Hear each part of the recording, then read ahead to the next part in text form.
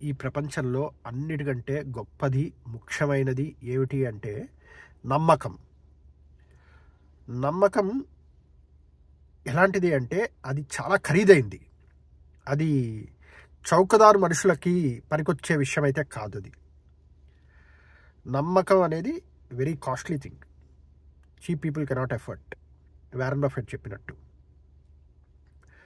అది ఎంత చిన్న విషయమైనా సరే, ఇప్పుడు అవతల వ్యక్తి కమర్షియల్ ఉంటాడా ఉండనియండి, నేను ఇంత తీసుకుంటా అంటే అంత తీసుకుంటాం.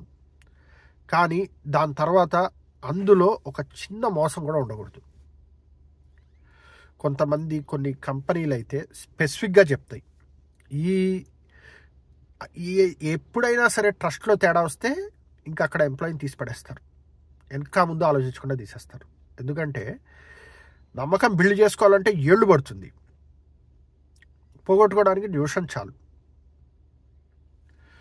అయితే నమ్మక ద్రోహం అనేది ఎలాంటి విషయం అంటే దానంత మహాపాపం ఈ ప్రపంచంలో ఇంకోటి ఉండదేమో అనిపిస్తుంది. అంటే మహాపాపాల్లో ఒకటి నమ్మక ద్రోహం అనేది. ఎందుకు అంటే ఎప్పుడైతే మనని నమ్మిన వాడిని మోసం చేస్తామో, మనము కేవలం ఒక చిన్న రూపాయో ఇంకోటి ఏదో సుఖమో మనకి పొంది ఉండొచ్చు.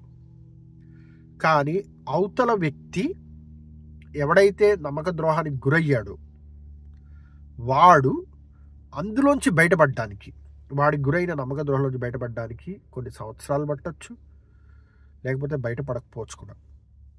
ఎందుకంటే వాడు ఇంకా దాని తర్వాత నుంచి ప్రపంచాన్ని అదే యాంగిల్లో చూస్తుంటాడు. అంటే వీడు మోసగాడే, వీడు మోసగాడే, వీడు మోసగాడే, ప్రపంచం అంతా వాడికి మోసగాళ్ళనే కనిపిస్తుంటుంది.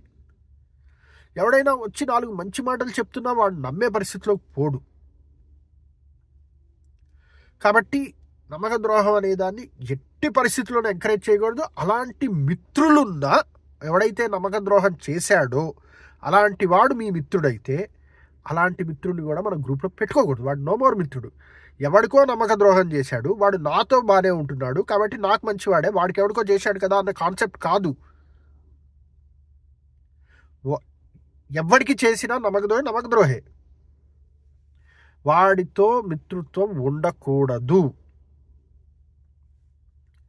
ఎందుకంటే వాడు కేవలం నమ్మక ద్రోహమే చేయలేదు, ఒక మనిషిని, అవతల మనిషి జీవితాన్ని నాశనం చేస్తుంటాడు.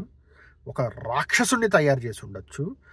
ఈ ద్రోహానికి గురైన వాడు ఏ రకంగా తయారై సమాజం మీద పడతాడో మనకు తెలియదు.